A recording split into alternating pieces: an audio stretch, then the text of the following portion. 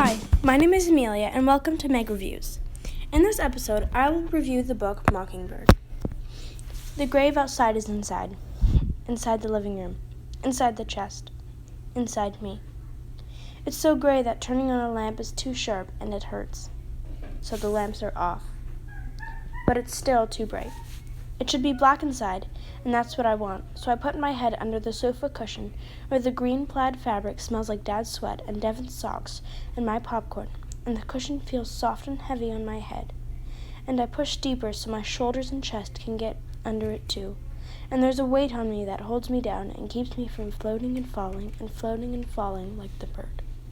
Caitlin. Her brother's death was truly the day Caitlin's life fell apart. When Caitlin needs her dad's support the most and he is too struck by grief to help her, Caitlin relies on her school counselor and new friend to help her pull through. This story is fiction and does not belong to a series. This 235-page book would be a quick read for ages 10 and up. Mockingbird is a slow-paced book that focuses on Caitlin and her emotions and is told in first person. Caitlin, the main character in Mockingbird, is the protagonist, an 11-year-old girl with Asperger's syndrome. The antagonist is not a character. Instead, it is the challenge of facing the truth, even though it is difficult, and remaining positive when your world is crashing around you.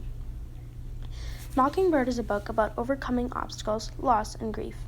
It focuses on how Caitlin tries to find closure to Devin's death and make Dad happy again.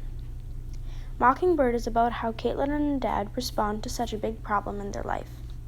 When Caitlin cries silently and pretends her brother is still here, Dad emotionally becomes a wreck and begins to shut down. This story also focalizes on seeing things from a different perspective. It can help others understand what it is like to have Asperger's and how hard it is to remain positive when a loved one dies. This story is set in the present. It is set in Virginia, a state in the USA. It is an extremely realistic book that is written about extremely realistic problems such as death and inequality. I rate Mockingbird 2 out of 5. I found the plot, the character, and the story very interesting, but I did not enjoy the book very much. I usually enjoy books that are fantasy or historical fiction, but it was interesting to try a different genre. I usually enjoy fast-paced books told in second person with characters I can relate to.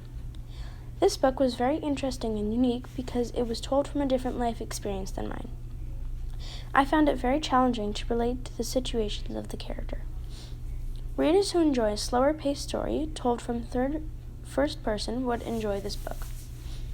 This book made me very emotional, and I thought about the plot and characters for a few days after I had finished the book, because of the way that Caitlin tells her emotions, almost as if she is writing a diary.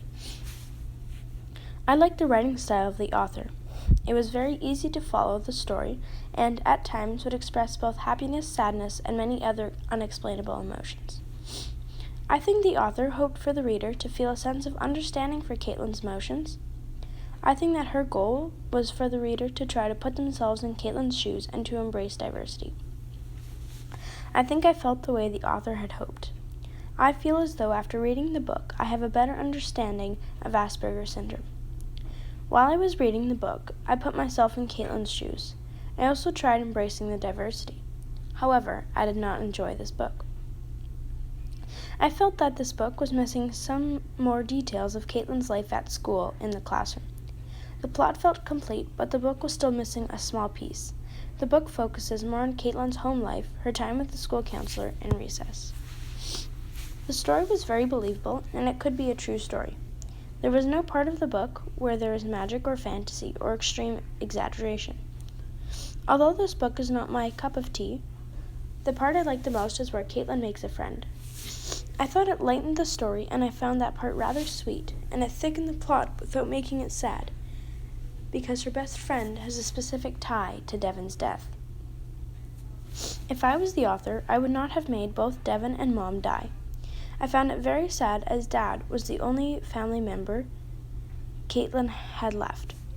As the book is told in the first person, it made the story very sad. Although it thickens the plot, I would have omitted for there to be 2 deaths. If anything, I would only have killed 1 character.